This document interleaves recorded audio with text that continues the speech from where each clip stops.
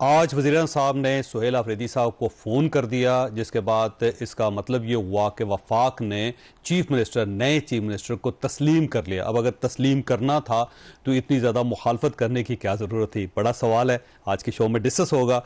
और इसके साथ साथ वज़ीर साहब ने तालिबान को मुज़ाकरात की दावत दे दी है, और लेकिन इस दावत से पहले तालिबान की तरफ से 45 से लेकर 50 खवारिज पाकिस्तान में दाखिल करने की कोशिश की गई, जिनको आज जहन्नम वासिल भी कर दिया गया। तो उन लोगों से क्या मुज़ाकरात की गुंजाइश मौजूद है जो रोज़ाना की बुनियाद पे पाकिस्तान के अंदर दहशतगर्द भिजवा रहे हैं? ये भी एक सवाल है, आज के शो में डिस्कस होगा। और इसके साथ साथ सुहेल अफरीदी साहब आज अडयाला जेल पहुंचे इमरान खान साहब से मुलाकात करने के लिए, लेकिन उन्हें मुलाकात की इजाज़त नहीं दी गई। क्या ये ज़्यादती नहीं है? अगर एक नौ मुंतखब चीफ मिनिस्टर अपने बानी से, अपने लीडर से मिलना चाहता है तो रास्ते में रुकावट क्यों है? ये भी एक सवाल है जो आज के शो में डिस्कस होगा। हमारे साथ तशरीफ रखते हैं सेनेटर नासिर भट्ट साहब, पाकिस्तान मुस्लिम लीग नून के साथ इनका ताल्लुक है। इनके साथ फैसल चौधरी साहब हैं, पाकिस्तान तहरीक इंसाफ के वकील हैं, और डॉक्टर कमर चीमा साहब हमारे साथ तशरीफ रखते हैं, नेशनल सिक्योरिटी एक्सपर्ट है। अगर आप इजाज़त चीमा साहब से मैं एक सवाल कर लूँ। चीमा साहब, ये फरमाइएगा सर, ये तालिबान के साथ कोई मुज़ाकरात की गुंजाइश है? क्योंकि सीज़ फायर के बावजूद आज उन्होंने सीज़ फायर की वायलेशन कर दी है। तो 48 घंटे थे, 24 घंटे के अंदर ही वायलेशन आ गई। इस वायलेशन को देखें, और फिर साथ ही प्राइम मिनिस्टर साहब ने ऑफर किया है कि हम मुज़ाकरात के लिए तैयार है, मुज़ाकरात करें हमारे साथ। जी चौड़ साहब, बहुत शुक्रिया। देखिए चौड़ साहब, मुझे नहीं लगता कि किसी किस्म की नॉर्मलाइजेशन अफगान तालिबान के साथ हो सकती है। चौड़ साहब, हमने पिछले 3.5-4 साल के अंदर तमाम ऑप्शंस एक्सरसाइज कर ली हैं, और ये जो कल इन्होंने कतर और सऊदी अरब को कहा जा रहा है कि रिक्वेस्ट की और सीज फायर के लिए कहा, ये भी उस वक्त बहुत ज्यादा अफगानिस्तान के अंदर जो नुकसान हो रहा था, और अफगान तालिबान इस चीज को समझते हैं कि वो अब लड़ने की पोजीशन में नहीं है, उनकी पोजीशन कॉम्प्रोमाइज है, वो एक अनपॉपुलर रजीम है, वो सारे के सारे अफगानिस्तान को रिप्रेजेंट नहीं करते, बहुत सारे जो एथनिक ग्रुप हैं वो हुकूमत का हिस्सा नहीं है। तो वो समझ रहे थे कि अगर ये इसी तरह चीजें अगले 24 घंटे 48 घंटे पाकिस्तान इसी तरह ये बम्बार्डमेंट होती रही तो ये तो बिल्कुल पिक्चर बदल जाएगी, और अफगानिस्तान के जो लोग हैं वो एक ही बात कहेंगे कि क्यों पाकिस्तान के साथ ताल्लुकात को खराब किया जा रहा है। अगर पाकिस्तान 40 साल से, पिछले 50 साल से अफगानिस्तान के लोगों को होस्ट कर रहा है, और उनका ये दूसरा घर था, और वो यहाँ पे कारोबार भी करते थे, सेहत इलाज के लिए भी आते थे, तो अफगान तालिबान से कहाँ गलती हो रही है?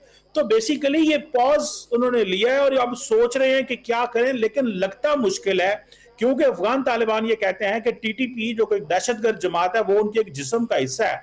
तो मुझे लगता है कि ये चीज देर पा नहीं चलेगी, और 24 घंटे तो आज हो गए हैं, कल 24 घंटे और शाम तक हो जाएंगे, और आप देख लीजिएगा बड़ी मुश्किल है कि अफगान तालिबान इन टीटीपी को रोक सकें। देखें, ये सिर्फ पाकिस्तान ही कह रहा है, यूएन सिक्योरिटी काउंसिल की रिपोर्ट रिसेंटली आई, उन्होंने भी यही कहा कि अलकायदा को, दाइश को टीटीपी का एक गठजोड़ है।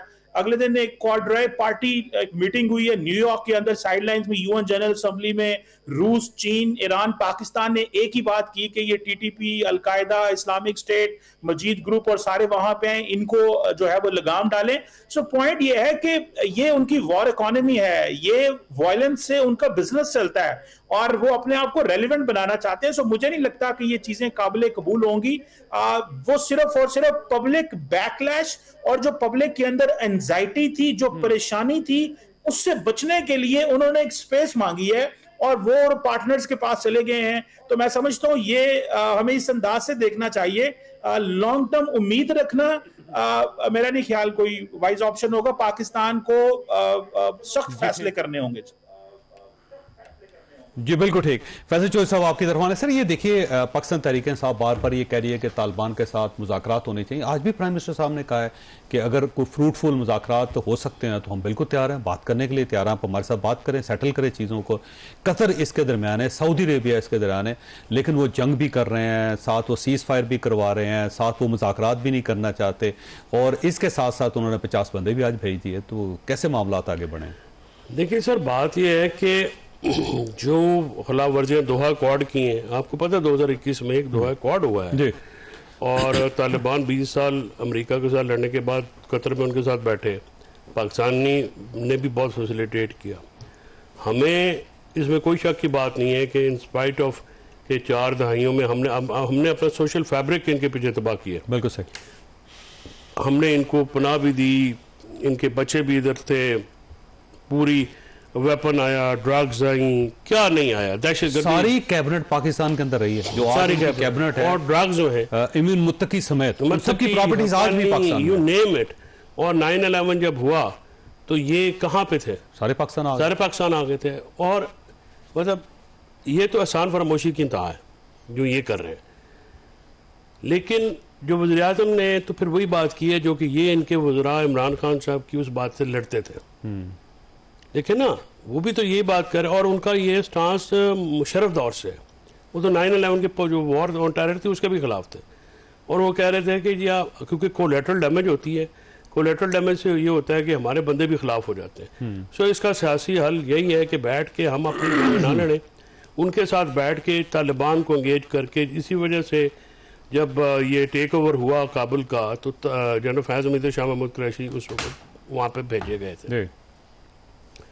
अब इशू ये है कि जो नज़र ये आता है कि तालिबान की कोई गिरफ्त नहीं है इसके ऊपर, और प्रॉक्सीज का वो एक गढ़ है। देखिए ना सर, कोई 50 साल से तो अफगान जहाद हम देख रहे हैं।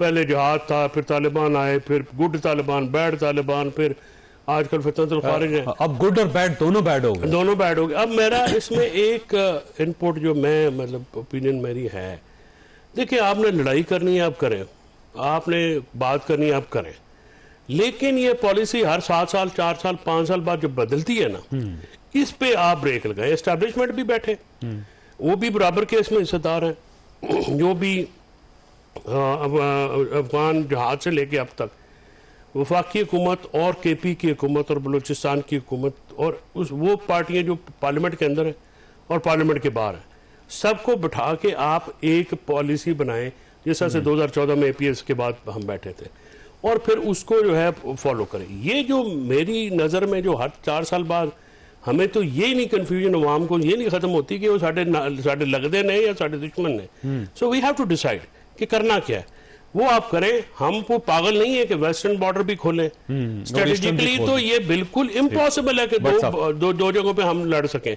कि उन्होंने ये हम पे इम्पोज की पहले इंडिया ने, और फिर ये इम्पोजिशन हुई इधर से। तो जवाब हमने इनका बिल्कुल ठीक दे लिया है, टका के दे लिया है। ठीक है, अब आगे हमने कैसे बढ़ना, उसके लिए पाकिस्तान के अंदर एक कंसेंसस होगा। बिल्कुल ठीक है। पर साहब ये कंसेंसस क्यों नहीं है? अंदर कंसेंसस होगा तो फिर आप जंग लड़ सकेंगे। ऐसा तो नहीं है कि अंदर कंफ्यूजन हो तो इंडिया के साथ भी जंग हो रही है, साथ अफगानिस्तान के साथ भी हो रही है, और अंदर भी हम लड़ रहे हैं। बिस्मिल्लाहिर्रहमानिर्रहीम। मैं फैसल चौधरी साहब की देखें, आज इन्होंने एक बड़ी बात अच्छी की। चलो ये हुआ कि कतर में जो 2021 में हम उधर बैठ के तालिबान को वापस लाए थे, जिन लोगों को, वो बेसिकली दहशतगर्द थे, उनके ऊपर मुकदमात थे, कत्ल के मुकदमात थे, किसी को सज़ाए मौत थी, वो हम छुड़ा के ले आए, आबाद कर दिए अपने उधर। आज ये तो देखे ना, ये चीज़ साबित है, हम कहते थे ये गलत हुआ है, आज वही तालिबान है ना बने हुए हैं। तो बात यह है कि इनकी सोच यही है कि हमने गोली और बंदे मार के इस तरह करके अपना आप को मनवाना है और हमने जो कहना वो होगा। ऐसे तो हो नहीं सकता। अब पाकिस्तान में अगर चंद लोग, मैं यही कहूँगा, या एक को कहे जी कि ये इनसे आप बात करें, बात तो पाकिस्तान हमेशा अमन की बात करता है अपने हमसाए मुमालिक से, चाहे वो अफगानिस्तान है, हिंदुस्तान है। हिंदुस्तान से भी हम हमेशा कहते थे ना कि हम किसी लड़ाई के हक में नहीं, हम चाहते हैं हम आपके साथ बैठे बात करें, लेकिन हिंदुस्तान हमेशा हमके ऊपर, हमारे ऊपर अटैक करे कि हमने जी वो दहशतगर्द थे वो मारे, फिर दुनिया में भी बदनाम करे। फिर अब वक्त आ गया कि ये तो चीज़ एक हुई ना कि हमारी खारजा पॉलिसी, हमने दुनिया को ये बताया, हिंदुस्तान ने जो कुछ किया उसको सिला दे दिया। अब हिंदुस्तान आराम से नहीं बैठ रहा, अब वो ये कर रहा है कि अब वो अफगानिस्तान को यूज़ कर रहा है। तो 4 दिन पहले आपने देखा वजीर खारजा उधर हिंदुस्तान के साथ बैठ के उसके वजीर खारजा के साथ हाथ मिला रहा है। भाई आप ये क्या कर रहे हैं? इंडिया का देखिए, मैं बताऊं ना कि ये चीज आप कर रहे हो और आप हमसे ये एक्सपेक्ट करते हो कि हम आपके साथ प्यार मोहब्बत से बात करेंगे, और आप हर दूसरे दिन तीसरे दिन लोग उठ के आते हैं, फोर्सेस पे हमला करते हैं, शहरियों को देखे ना, इनोसेंट लोगों को मार के चले जाते हैं। तो हमने पिछले 3 दिनों में 130 खवारिज मारे। देखिए, फिर अब हमने जवाब दिया ना, आज भी हुआ उधर देखे ना, अगर काबुल ये के जी कतर से कि देखे आप बीच में शामिल हो जाए, हम अमन चाहते हैं, और बंदे फिर भेज दे दहशतगर्द, कि जाओ जाके अटैक करो, तो ये तो नहीं चलेगा ना। अब बात यह है कि पाकिस्तान एक न्यूक्लियर पावर है। अब आप समझे कि आप अफगानिस्तान के साथ बैठ के, आप पत्थरों में बैठ के मारेंगे और आप कहेंगे जी आप हमारी बात सुनो, वक्त चला गया। अब दुनिया भी ये रिकग्नाइज करती है कि जितने दहशतगर्द उठ के अगर अफगानिस्तान में इकट्ठे होते हैं और वो कहते हैं कि देखें टीटीपी क्या करती है, यही कर रही है ना, क्यों को अफगानिस्तान अपने पास रख रहा है। हम कहते हैं भाई ये दहशतगर्द है, इनको उनकी इकोनॉमी है वैसे दहशतगर्द इकोनॉमी है। देखे ना, अब ये नहीं चलेगा ना, अब ये नहीं चलेगा। मैं ये कहता हूं कि अभी आज आपने देखा पीएम साहब ने, मैं बात उधर इसलिए करने लगा हूं कि ज्यादा दहशतगर्दी केपीके में हो रही है, ठीक है। उधर का जो जिसने अभी वज़ीर आला अपना बनाया, मैं एक बात करूं कि जमहूरियत है, ये आप माने कि जमहूरियत यही है कि जिनके नंबर पूरे थे, जिनकी थी ना मेजोरिटी, आपने कोशिश की लेकिन बंदे आपको मिले। देखिए जमहूरियत में कोशिश भी है। जब वो सारे एमपी अपने काबू रखे, हिलने नहीं दिया किसी को, अपना मोबाइल उसका अपने पास रखा, खाना खाने के लिए, वॉशरूम जाने के लिए। असल में बात है कि जो गड्ढापुर था ना, वो इमरान खान की वो तवक्कात पे पूरा नहीं उतरा, ठीक है। कोशिश ने बड़ी की, क्लाशनकोफ आ रहा हूँ, जा रहा हूँ, हमने कोशिश की। आपके पास सवाल छोड़ के जा रहा हूँ वैसे। वो ये है कि अगर आपने सुहेल अफरीदी साहब को मानना ही था तो पहले एहतजाज करने की क्या जरूरत है। छोटी सी ब्रेक हो, दोबारा।